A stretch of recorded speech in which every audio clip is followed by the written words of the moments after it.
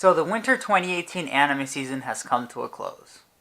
At the start of this season, I decided that I was going to be a good anime YouTuber for once and actually watch every show that aired this season. At least some of it.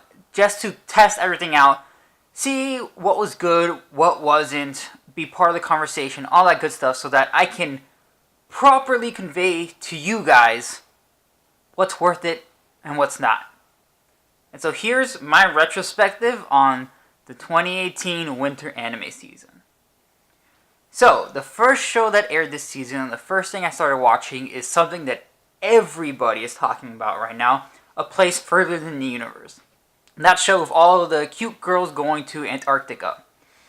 And I sat down to watch this show, and about halfway through the episode, I fell asleep. Okay, I was sleepy that day, I will admit. But I woke up from my nice nap, and I decided to try out the first episode of the next show, Yuru Camp, a cute Iyashikei show about some girls camping, and I fell asleep about 10 minutes into that one. But okay, I was having a sleepy day. You know, I'm a sleepy guy, I had a sleepy day. They're relaxing shows, so that's not at all a bad thing. But as the anime season continued, I was dropping more and more shows. Pop Team Epic was fun for like 2 episodes. I kept up with Darling in the Franxx for like all of 6 episodes, but lost interest in that one. I watched Fate Extra Last Encore, the new Fate adaptation by Shaft, and I was really enjoying it. I love Shaft. I played the game. It was really interesting show in the way it was presented and everything, and then I kind of just stopped watching because I lost interest. So what happened to me this anime season is I kind of stopped watching anime. At least for now. I skipped out on this season. I took a break. And I might take a break next one, see how I'm feeling. All that kind of stuff. So I didn't actually watch any anime. I can't give you guys any recommendations on all of that. However, I did watch a lot of other things. Because I kind of stopped watching anime, and I started watching a lot more Western live-action TV. And a lot of really good ones at that. I have become super involved. And watching that, just normal TV and reality TV. It's been really entertaining. And so now I'm going to break down the things I saw throughout this anime winter season and tell you what you guys should check out if you're in the mood for something a little different. So the first show that I really need to recommend is called The Good Place. It stars Kristen Bell, and it is about her waking up in the afterlife. She died. But it's her waking up in the afterlife, and she is in the good place. Now, the good place is the place where all the people who were really good on Earth go when they die. Heaven, essentially. But only the really good people. It is really strict, and you have to be the best of the best in order to get into the good place. And she sees this as kind of a little bit of an issue because she was a terrible person on Earth. And she knows it. So she's convinced they must have made a mistake. So we see her on her quest to try to learn how to be good. And what it means to be good. And this show is absolutely fascinating in how it tackles these ideas. The show is deeply rooted in moral and ethical philosophy. One of the characters is a moral and ethical philosophy teacher who passed away, trying to teach Eleanor, our main character, how to be good. And so it's deeply rooted in those concepts. So it really goes and tries to ask that question, what makes people good? Are people inherently good or bad? Can somebody learn to be good?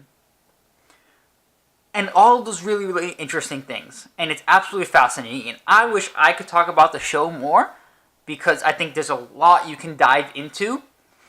But I just don't know enough about that topic in particular to really discuss it. But I think you guys should check it out, because not only is it super interesting, but it's also hilarious. It has a ton of twists and turns throughout it. It's always entertaining. The second season finished a couple months ago. So you got 2 full seasons of nice, really good content, and it's an absolute blast. Can't recommend it enough. The second show I want to talk about is This Is Us. This Is Us is one of those long-form TV dramas. It's like a soap opera. That kind of style. It looks at the lives and relationships of 4 different characters. The tag on Hulu is 4 people that were all born on the same day. They all have the same birthday. And it looks at their lives and how they intertwine, how all their lives come together. And I'm purposely being very vague on this because even the first episode and the way the first episode was structured was surprising and super gripping. And if you want some kind of long-form drama, just go into it with almost no spoilers. But the show does things in a really, really interesting way. It subverts a lot of expectations that you set up from long-form TV dramas. It breaks a lot of the soap opera novela tropes. It plays with the concept of time in a really, really interesting way. The show seamlessly intermixes flashbacks and current time. It gives you out data and information about these characters and their lives and how they've become who they are in a really slow and purposeful way. You'll get information about a character when they were a child, like 3 episodes before it all comes out and is relevant again. So you've had time to sit on it and it feels like you already understand and it's personal with them. And the show is just set up in a fantastic way. It is also incredibly, incredibly emotional. I've had to hold my girlfriend through several occasions while watching this show. If you want a feels trip, if you want something heart-wrenching but heartwarming, some great exploration of family, if you want a drama that's gripping like that, This Is Us is a great place to go for that. Next, I want to talk about my new favorite comedy. It's a show called Brooklyn Nine-Nine. It stars Andy Samberg, the dude from The Lonely Islands, Terry Crews, amazing actor, absolutely hilarious, Chelsea Peretti, if you don't know who she is, she's hilarious. All of the actors, all of the characters on this show are fantastic. Absolutely fantastic. It's got 2 Latina detectives, which, yes, thank you, 2 female Hispanic detectives, and they're both badass and great. Yes, thank you. It's a comedy about cops in New York. And the comedy operates, it's so varied. There's so much going on. There's so many different types of jokes, and they're just so packed in there that, like, we were laughing every episode, and there were certain jokes that, like, only I will laugh at, and certain ones that, like, she would crack up in. But it's absolutely hilarious while also telling, like, gripping stories throughout it and tackling some kind of really difficult and important themes as well. As an example, in the first episode, the big new thing happens is there's a new chief. They get a new captain for their police department. And they're like, oh no, new captain, this guy's a complete stick up, absolutely no emotions, completely stoic, whatever. This dude is a gay black cop in New York, and he rose through the ranks with that, and those are totally issues that they tackle. And this completely stoic guy, the way you can see him change and become more goofy with the rest of the cast and still be hilarious in his completely deadpan way. Oh my god, fantastic. So many great things. So many great things this show does. If you need a new comedy, Brooklyn Nine-Nine. That's where you need to go. Great show. 5 seasons of it also.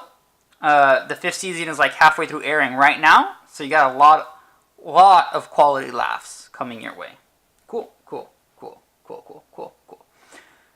Okay, and so now I really need to go into talking about my new love, reality TV. Yeah. So, if you watch my channel, you might know that I've already made 2 videos on The Bachelor. And I will be making a lot more videos on reality TV because I think it's an absolute blast. But, to start this section, I really need to talk about the latest season of The Bachelor. Season aired starting in January, finished up a few weeks ago, month-ish ago. Anyways, I made a video on it entitled The Most Dramatic Finale in Bachelor History because, oh, it was. It was. And I can be completely honest, middle part of the season, not super entertaining. It was slow. It was not a great season. Completely truth be told. There were a few really good parts in there, specifically the Kendall and Crystal 2-on-1 date. A 2-on-1 date is when the guy invites two girls out on a single date, and essentially he'll pick one to continue and send one home right on that date. So they're dramatic. They're dramatic. And Crystal was the big baddie this season, really mean girl. And Kendall is the sweetest, most caring person ever. And when Crystal was trying to say all these mean things about Kendall and do all this really bad stuff, Kendall just looks her in the eyes and says, like, I know you can be good and I know you can be better and all this really kind of stuff. And just watching Kendall stare into the mouth of the beast. Beautiful moment. Kendall for Bachelorette. But no, what the real highlight of this season is the ending, which was one of the most heartbreaking, dramatic, terrible, incredible, terrible things many of us have ever witnessed. Bad enough that I made an entire video explaining the situation, and you can go check that, or you can watch the entire season and get to that ending and rage at all of us, rage with all of us at the lead because of, oh my god. Rough stuff. Rough stuff. But now Becca's the new Bachelorette, and next season should be good. Yay! Anyway, so I'm on Twitter, right? And I'm posting like every week about The Bachelor because that's my jam, right? And I'm on Annie Twitter, of course. And all these people with anime profile pictures are not talking about like The Bachelor at all. I'm the only one I've been able to find so far. Supposedly Monkey watches The Bachelor. Somebody send this video to him and get him to do a podcast with me. Anyway, so I'm on Twitter posting about The Bachelor and stuff when two of my other friends on Twitter, two guys I follow, Buggy, he has I think a blog and an anime podcast, look him up, and Zentagon, the other anime YouTuber who's bigger than I am and rising and does absolutely great stuff. I see them talking about like Survivor every now and again, and they're talking to me too because they see I'm watching The Bachelor, so like, dude, if you like reality TV, watch Survivor. So I'm like, you know what? I'll give this whole Survivor thing a chance. Let's see how it is. And I'm obsessed with Survivor now. How many seasons? Like 7 seasons I've seen already. And I'm skipping around based on Buggy and Zentagon's recommendations. I've seen like 7 seasons in like a few weeks. It's good. It is so good.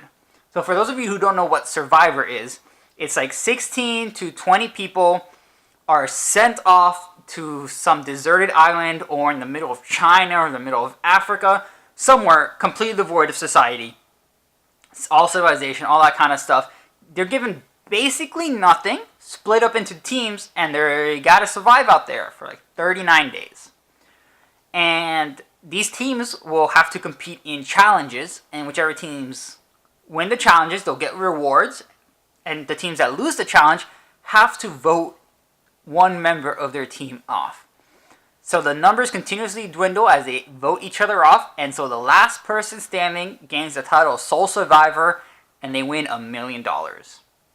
And so these are high stakes, high drama, and it's beautiful. It's really, really entertaining and fun stuff. Because sometimes you got these really big physical guys in here just wrecking the challenges, out there fishing for sharks, being providers, being really likable people, and you're like, I like that dude.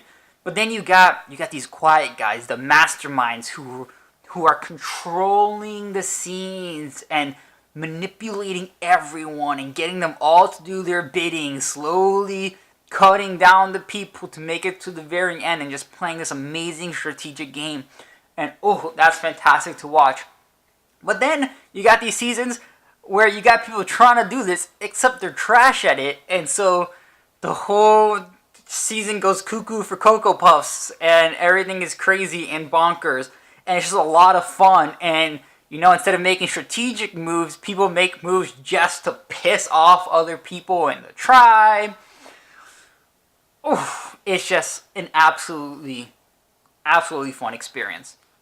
I can't recommend Survivor enough. I got so obsessed with it, I literally made a Discord server. Link is in the description.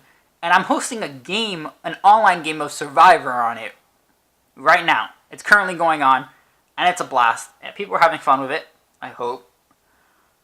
But yeah, we talk about that game. We talk about Survivor a lot in there too. We talk about anime, all that good stuff. You should join. But watch Survivor. I'm not sure where to start. Season 6 and season 7 are both great. Watch the earlier stuff. Apparently it gets worse after like season 20.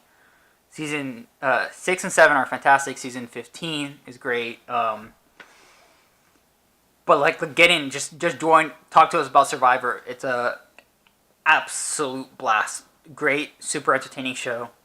And it's a reality TV show, meaning we got completely new people going on every season. And since it's all based on these characters and these people coming in, so much variety. Things are always so different. It's just so much entertainment to be had. And so instead of watching anime, this is what I've been doing with my time. Watching some really, really good live action shows and some really trashy but entertaining reality TV. And it's just been an absolute blast. Absolutely. And so, you know what, guys? Comment below what has been your favorite anime this anime season. And if anything I've talked about sounds more entertaining than whatever animes those are, hit me up in the comments, hit me up on Discord, on Twitter, wherever. Let's talk, fam. Well, this has been a lot of fun. Thank you guys for listening. This is PhysAnime signing out. See ya, dudes.